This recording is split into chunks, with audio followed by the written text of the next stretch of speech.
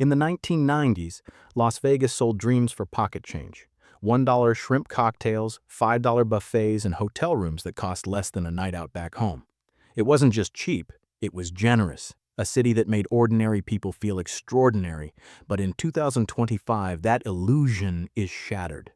A budget breakfast can run $40, parking costs $25 a day, and even comped rooms now come with $50 in nightly fees. The Strip is crowded yet soulless, busy yet strangely empty, and reviews echo with words like scam and ghost town. Workers confess tips have collapsed, visitors feel cheated, and longtime fans swear they'll never return. The lights are still flashing, but the magic has burned out. Today we uncover 5 harsh realities that explain how the city that sold dreams became a cautionary tale. We dug through the rubble of Vegas's glory days, 42.5 million visitors in 2019, $5 steak deals, and comps flowing like cheap beer. Now, tourism is down 5%, $40 bagel combos are common, and $26 water bottles are the new normal. Our criteria focus on hard data from the Las Vegas Convention Authority, worker voices echoing across Reddit and union reports, and the sky-high costs that push out middle-class families. This isn't just about empty casinos, it's about corporate greed gutting the very soul of Sin City. Imagine a bartender watching loyal regulars vanish because a coffee costs more than their slot winnings. From post-COVID chaos to Wall Street takeovers, every step tightened the noose on Vegas's charm. Curious about what went wrong? Let's unpack the story behind Sin City's fade. Reason number 5 might feel like ancient history, something we should have moved past by now, but the scars are still visible all over Las Vegas. When COVID-19 hit in 2020, the Strip went dark for the first time in its modern history. Hotels locked their doors, casinos powered down, and tourism collapsed from 42.5 million visitors in 2019 to just 19 million in 2020. Nearly 250,000 hospitality workers, dealers, bartenders, housekeepers saw their jobs vanish overnight. For a city built on constant motion, that standstill was a shockwave, and its after effects continue to haunt every corner of Sin City. What began as an emergency shutdown morphed into something deeper, a rupture in loyalty. Longtime visitors broke their habits, retirees stopped their annual trips, and international travelers discovered alternative destinations. Families that once treated Vegas as a sure bet learned to spend their vacations in Orlando, Nashville, or on road trips closer to home. Once those routines were broken, many never came back. The return of tourism after restrictions lifted didn't restore balance. It exposed cracks. To fill empty rooms, hotels slashed rates in 2021 and 2022, but that brought in rowdier, less profitable crowds. Violence on the Strip spiked. Videos of fights in casinos and hotel lobbies went viral, and police presence had to be doubled. The glamour of Vegas felt tarnished, not just to outsiders, but to locals who saw their city morph into something less safe, less special. Workers bore the heaviest cost. Union surveys from 2021-2023 showed nearly 30% of hospitality staff were either laid off or had hours cut permanently. Many never returned, leaving a vacuum that corporations filled not with better jobs, but with automation and cost-cutting. Self-check-in kiosks replaced clerks, fewer cocktail servers roamed the floors, and housekeeping became on request only. Guests interpreted these shifts as indifference, and resentment grew. Economically, the city has never fully recovered. Even by 2024, visitor counts were still below pre-pandemic highs, but prices climbed faster than ever. It's a paradox. Fewer guests paying more for less. Locals whisper that the city feels busier but emptier, a stage set without a soul. On Reddit, ex-employees post stories about abandoned careers. On TikTok, travelers share clips of deserted casinos contrasted with overpriced menus. The lingering sense is that the Vegas of today is a shell, flashy on the outside, hollow at its core. And this is why the pandemic isn't just a chapter in the past. It's the foundation of the collapse. The shutdown cracked the trust between Vegas and its most loyal audience, and every decision made since, higher fees, weaker service, Wall Street ownership, has only widened that fracture. If Vegas feels wrong in 2025, it's because the aftershocks of 2020 never stopped. The lights came back on, but the glow never truly returned. If the pandemic cracked Vegas's foundation, the attempt to rebuild it on the cheap nearly shattered the rest. When travel restrictions eased in 2021 and 2022, casinos and hotels slashed room rates to lure people back. On the surface, it worked. Foot traffic surged, weekends looked busy again, and marketing campaigns bragged about Vegas being open for business. But the crowds that returned weren't the loyal middle-class families or retirees who once made the city thrive. Instead, a different wave filled the Strip, rowdier, less profitable, and more volatile. What seemed like a solution quickly became a problem. Viral videos captured fights breaking out in lobbies, brawls spilling onto casino floors, and arguments erupting at buffets. Police had to increase patrols, and security budgets ballooned. For locals, the Strip felt less like a glamorous playground and more like an unpredictable street party. For visitors, especially those who remembered the old Vegas, the shift was jarring. A city once associated with indulgence and luxury now carried an edge of danger and disorder. Economically, these crowds didn't deliver. Guests lured by $29 hotel rates often skipped shows, avoided expensive restaurants, and spent little time at the tables. Bartenders reported smaller tabs, dealers saw lighter betting, and restaurants noticed higher no-shows. The math was brutal. Hotels filled rooms but emptied profit margins. What's worse, the atmosphere drove away the very customers who used to anchor Vegas's reputation. The steady, higher-spending guests who sought fun, but also comfort and safety. Workers noticed the difference immediately. Bartenders spoke of longer shifts with more arguments to diffuse, not more tips to count. Dealers described nights where players fought with each other instead of focusing on the game. Security guards admitted burnout from constantly breaking up confrontations. Instead of a city where everyone felt like a high roller, Vegas began to resemble a pressure cooker, boiling with frustration rather than excitement. Online reactions mirrored reality. TikToks of strip brawls racked up millions of views, fueling the perception that Vegas had lost control. Reddit threads warned newcomers about ghetto crowds and chaotic weekends, while TripAdvisor reviews painted a picture of ruined getaways.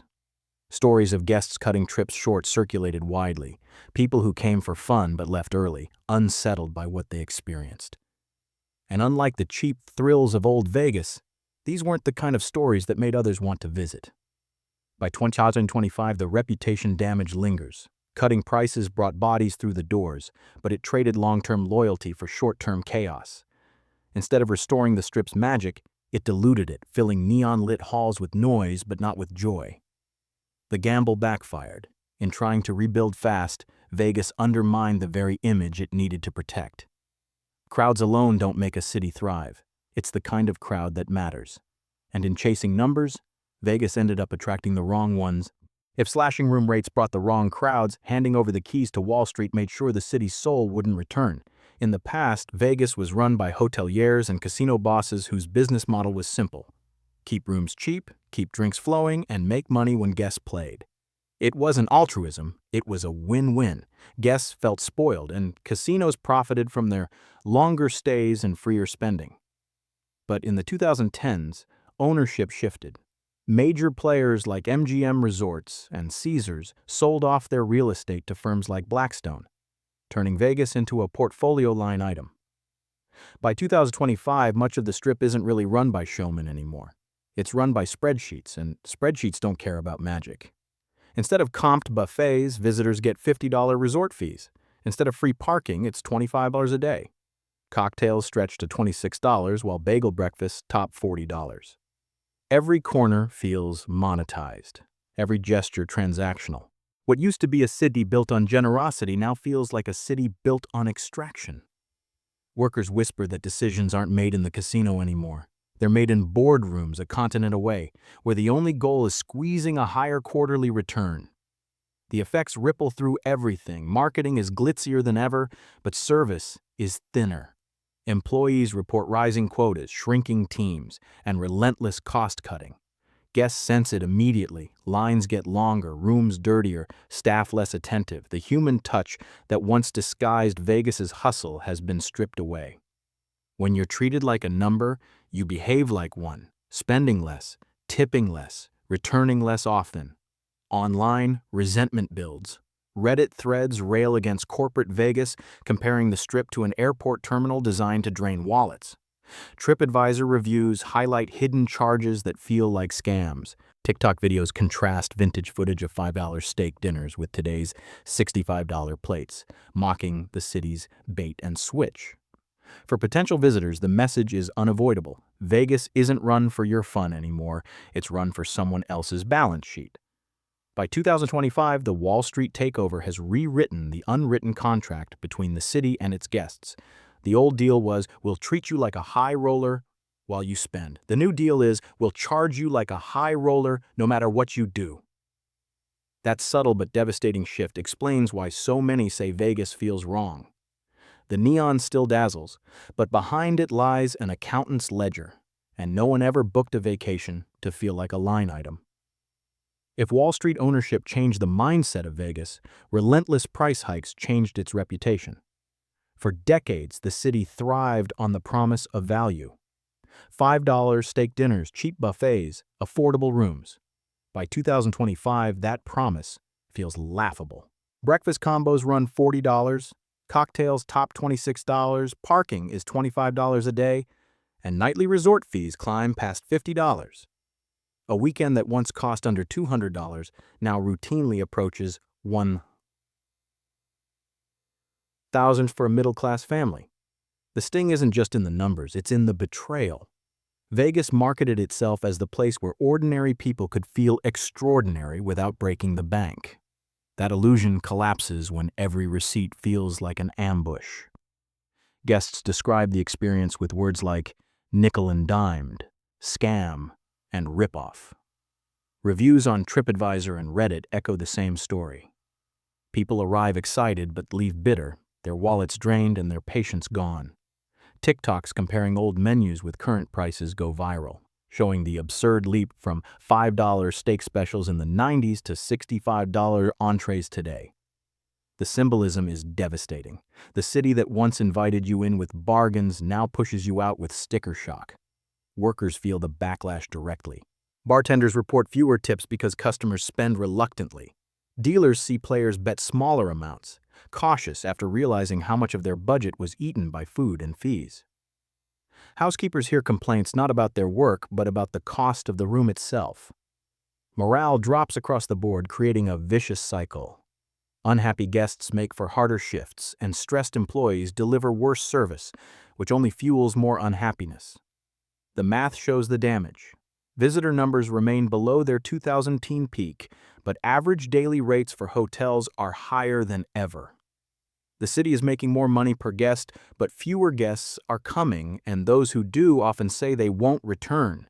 It's a short-term cash grab that mortgages long-term loyalty, and once trust is broken, it's hard to rebuild. By 2025, the price hikes stand as one of the clearest signals of Vegas's decline. They don't just raise costs, they change the story. People no longer talk about $1 shrimp cocktails or $5 buffets. They talk about $40 bagels and $26 water bottles. That shift in narrative is fatal, because Vegas was never just about gambling or shows. It was about the feeling of getting more than you paid for. When that feeling disappears, so does the magic. And without magic, Sin City is just another overpriced stop in the desert. The clearest symbol of Vegas's decline isn't just the higher prices, it's the endless hidden fees that turn every moment into a transaction. In the past, the Strip built its reputation on a simple, almost honest deal. Cheap rooms, cheap food, and the understanding that casinos would profit from your time on the floor. By 2025, that deal has been shredded. Guests now face a minefield of charges for things that used to be free or never should have cost money at all. Early check-in, $30. Late checkout, another $30. Printing a boarding pass in the lobby, $5. Ordering poolside, a convenience fee, plus an automatic service charge whether or not you saw a server. Even minibar sensors are designed to bill you the second you move a bottle. The effect isn't just financial, it's psychological. Visitors who once felt welcomed now feel hunted, picked apart one fee at a time. Families watch a $50 lunch inflate to $80 with add-ons. First-timers, dazzled by glossy ads, walk away muttering, "Never again." Longtime fans shake their heads at what the city has become. The resentment travels fast. TripAdvisor reviews, Reddit threads, and viral TikToks share photos of surprise charges and warn others to brace for the same treatment. Instead of memories of fun, guests carry home stories of being nickel-and-dimed. Workers can't escape the fallout. Bartenders lose tips because gratuities are already baked in.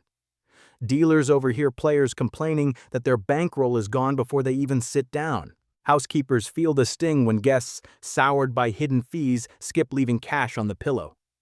Morale erodes across the Strip, and the human warmth that once softened Vegas's hustle is nowhere to be found.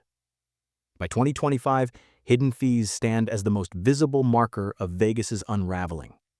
They're not just line items on a bill, they're proof that the city has broken faith with its guests. The Strip still glows under neon, but the fine print tells a darker story.